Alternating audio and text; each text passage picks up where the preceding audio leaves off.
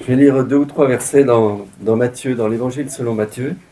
Le Seigneur dit, un pharisien qui vient le voir en fait pour l'éprouver, pour lui poser une question piège. Mais bien sûr, le Seigneur ne se laisse pas piéger, ça c'est sûr. Il lui dit au verset 36 du chapitre 22 de Matthieu, Maître, quel est le plus grand commandement de la loi? Jésus lui répondit, tu aimeras le Seigneur ton Dieu de tout ton cœur, de toute ton âme et de toute ta pensée. C'est le premier commandement et le plus grand. Et voici le deuxième qui lui est semblable. Tu aimeras ton prochain comme toi-même.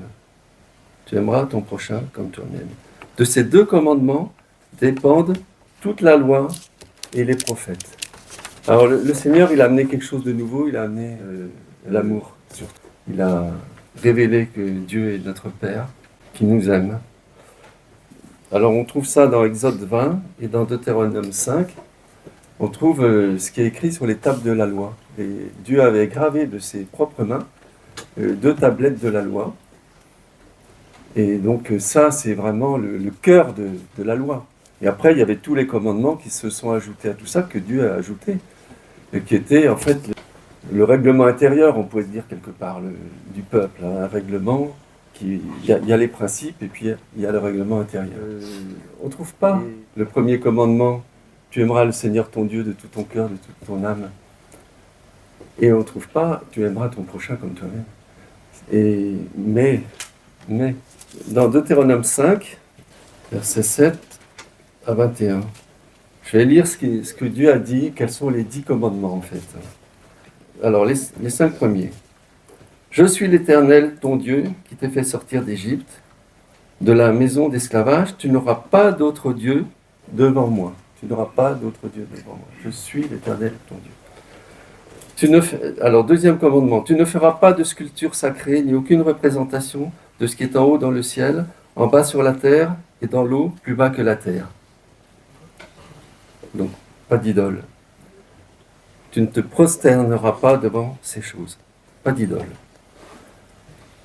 Tu n'utiliseras pas le nom de l'Éternel, ton Dieu, à la légère, car l'Éternel ne laissera pas impuni celui qui utilisera son nom à la légère. Jurer, par exemple, au nom de Dieu, et puis ne pas respecter, ça c'est quelque chose que tu ne peux pas faire. Ensuite, il y a respecte le jour du repos, en faisant un jour saint, comme l'Éternel ton Dieu te l'a ordonné. Pendant 6 jours tu travailleras, tu feras tout ce que tu dois faire, mais le 7e jour est le jour du repos de l'Éternel ton Dieu. Ça, c'est le 4e. Et ensuite, il est dit, honore ton père et ta mère, comme l'Éternel ton Dieu te l'a ordonné, afin de vivre longtemps et d'être heureux dans le pays que l'Éternel ton Dieu te donne. 5 premiers commandements. Le Seigneur dit, le premier commandement, c'est tu aimeras ton Dieu de tout ton cœur, de toute ta pensée, de toute ton âme. Ça, c'est un résumé, mais c'est ce qui ressort de ces 5 premiers commandements. Et puis ensuite, il y a 5 autres commandements qui sont des commandements de défense. Les premiers aussi, mais ils sont en rapport avec Dieu. Et les autres, ils sont en rapport avec les hommes, et c'est des interdictions. Donc, tu ne commettras pas de meurtre, tu ne commettras pas d'adultère, tu ne commettras pas de vol, tu ne porteras pas de faux témoignages contre ton prochain, tu ne convoiteras pas la femme de ton prochain, ni son champ, ni son esclave. 5, voilà. Quand on cherche bien, on trouve les réponses dans la Bible. Les 5 premiers, donc c'est en rapport avec Dieu, et c'est ce qui fait dire au Seigneur que tu aimeras ton Dieu de tout ton cœur, de toute ton âme. Et les 5 derniers, c'est tu aimeras ton prochain comme toi-même. Tout ce que tu feras pas aux autres ce que tu n'as pas envie qu'on te fasse, évidemment. Tu seras et tu feras du bien aux autres. Et c'est confirmé, ça. En tout cas, cette deuxième partie, c'est confirmé dans l'Épître aux Romains, au chapitre 13, au verset 9, où il est dit « Les commandements, Deux points. Tu ne commettras pas d'adultère, tu ne commettras pas de meurtre, tu ne commettras pas de vol, tu ne porteras pas de faux témoignages, tu ne convoiteras pas, c'est ce que je viens de lire. Et il est dit, ainsi que tous les autres, se résume dans cette parole, tu aimeras ton prochain comme toi-même. Vous voyez que Dieu nous éclaire vraiment par sa parole. Dieu nous dit, ben voilà, le Seigneur, ce qu'il a dit, c'est pas au hasard, c'est pas... Parce que j'ai lu quelque part, à propos d'incohérence dans la Bible, l'exemple qu'il citait, c'était que le Seigneur s'était trompé quelque part, en disant le premier commandement, c'est ça, puisque c'est pas ça, et le deuxième, c'est ça, puisque c'est pas ça. Voilà. Et ben non, Dieu se trompe pas. Le Seigneur, il savait ce qu'il faisait, il savait ce qu'il disait. Et si aimer Dieu, c'est quoi? Ben c'est justement être d'accord et n'avoir qu'un seul Dieu. C'est ne pas avoir d'idole. Les idoles, ça va au-delà des images taillées, mais en particulier des images taillées. Tu n'utiliseras pas le nom de Dieu à la légère. Si on aime Dieu, on ne va pas utiliser son nom à la légère.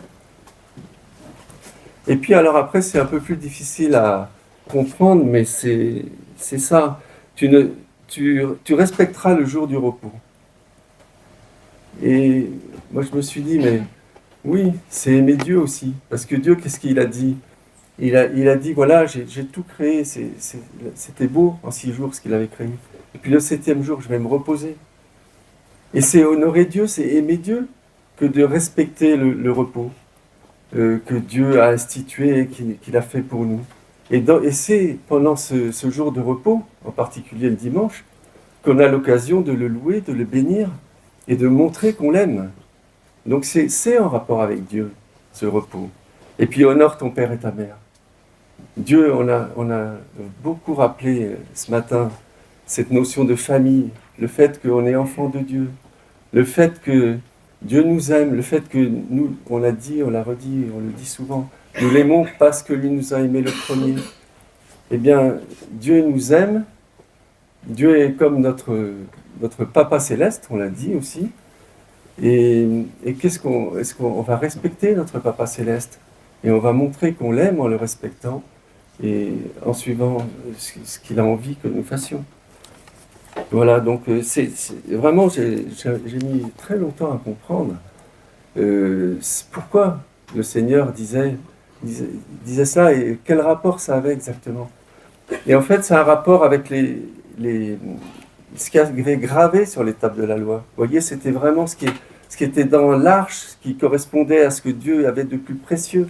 Il avait mis dans l'arche les tables de la loi, l'arche de l'alliance. Et pour Dieu, ces tables, c'est quelque chose de précieux. Et c'est pas pour rien aussi que tout ça, ça a disparu, bizarrement. L'arche, elle a disparu. Il y en a encore qui la cherchent, mais elle est sûrement quelque part. Et ça prouve que c'est quelque chose qui reste, vous voyez. Cette arche et ce qu'il y a dedans, c'est quelque chose de précieux que Dieu a mis de côté et qui reste. Parce que on a lu il y a quelque temps dans notre réunion d'études, dans Colossiens 2, il a effacé l'acte rédigé contre nous, qui nous condamnait par ses prescriptions, et l'a annulé en le clouant à la croix. Et la suite du passage nous montre qu'il s'agit de la loi. Mais il s'agit de la loi, pas de ce qu'il y avait gravé sur les tables de la loi. Parce que ça, c'est valable tout le temps. Ça n'a pas été annulé par la venue du Seigneur. Tout le règlement intérieur, quelque part, tout ce qui suit ces tables de la loi, toutes ces prescriptions difficiles qui étaient imposées au peuple, on n'est plus nécessité de les accomplir. Il dit, voilà, tout cela, il ne faut pas y revenir à toutes ces prescriptions-là. C'est des choses dont Dieu nous a délivrés. On est libre par rapport à ça. Mais ce que Dieu a écrit de son doigt sur les tables, voilà, ça c'est éternel, ça reste. Et ça ne change pas. Et effectivement, même tout ce qui est dit, par exemple, tu ne tueras pas, tu ne commettras pas adultère, etc. Tu ne mentiras pas. Enfin, ce qu'on a lu les 5 dernières, là, ça reste. La conscience humaine n'a pas changé à ce sujet. Voilà, mais donc maintenant, ce que Dieu nous dit, et ce qui est très beau pour nous les chrétiens, et tout est contenu dans ces deux affirmations. dans ces deux souhaits du Seigneur. Tu aimeras ton Seigneur, ton Dieu, l'Éternel, ton Dieu, de tout ton cœur, de toute ton âme et de toute ta force. Et tu aimeras ton prochain comme toi-même. Charles nous a dit, aimer son prochain comme soi-même, c'est difficile des fois, plus que difficile. Vivez dans l'amour en suivant l'exemple de Christ qui nous a aimés et s'est livré lui-même pour nous comme une offrande et un sacrifice dont l'odeur est agréable à Dieu. Éphésiens 5, vivez dans l'amour, aimez les autres. Le Seigneur, qu'est-ce qu'il a dit dans le sermon sur la montagne? Il a dit même plus que ça. Et pas aimer son prochain comme soi-même, quelque part, lui, il a fait beaucoup plus. Puisque il nous dit même aimez vos ennemis. Faites du bien à ceux qui vous maudissent. Voilà, c'est ce que le Seigneur t'a donné la force de faire ça. Ça va loin, très loin en fait. Hein. Et à quel point le Seigneur nous a aimés. Pour mourir pour les pires criminels. L'apôtre Paul, par exemple, qui avait tué des chrétiens, et bien le Seigneur lui a pardonné, il en a fait l'apôtre, le plus grand des apôtres. Alors, il ne dit pas qu'il est le plus grand des apôtres, lui. Et puis, Jean 14, j'ai noté ce verset aussi. Le Seigneur qui dit « J'aime le Père ». Il n'y a pas beaucoup de versets où le Seigneur dit « J'aime le Père ». Il s'adresse à son Père, il sait que le Père l'aime, que le Père nous aime, mais il dit « J'aime le Père ». Et il a toujours fait ce que le Père souhaitait qu'il fasse. Il a été jusqu'au bout, il nous a aimés jusqu'à la mort, et à la mort de la croix, mais en faisant cela, il montrait qu'il aimait son Père. Et que ce que le Père lui avait demandé de faire, eh bien, il l'a fait jusqu'au bout. Quel amour que celui du Seigneur. Et il mérite bien qu'on l'aime et qu'en aimant les autres, on prouve qu'on l'aime lui. Voilà.